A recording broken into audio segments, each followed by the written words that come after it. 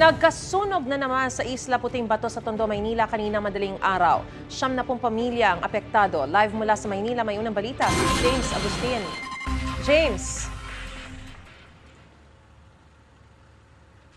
Maris, good morning. Naging pahirapan yung operasyon ng mga bumbero doon sa sunog na sumiklab. Dito po yan sa Isla Puting Bato sa Tondo, Manila kaninang madaling araw. Bandang alas 2 sa madaling araw nagsimula ang sunog sa Purok 5. Mabilis na inakyat ng Bureau of Fire Protection ng ikalimang alarma.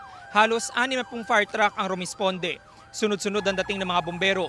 Dahil nasa dulo ng residential area ang Purok 5 sa compound ng MICT o Manila International Container Terminal pumesto ang mga fire truck para malapit ang mga pagbuga ng tubig. Gumamit din ng fireboat na nakapwesto naman sa Manila Bay.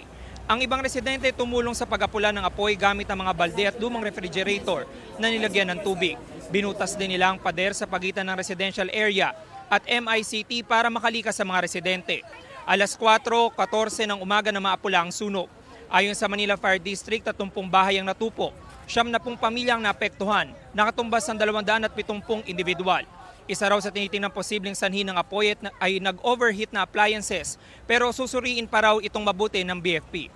Samantala, Marie, sa mga oras na ito ay bumalik na muna yung ilang mga residente na nasunugan doon sa residential area para malaman kung meron pa sila mapapakinabangan. Yung iba naman ay pansamantalang tumutuloy sa kanilang mga kaanak habang yung iba ay dumiretso sa evacuation center.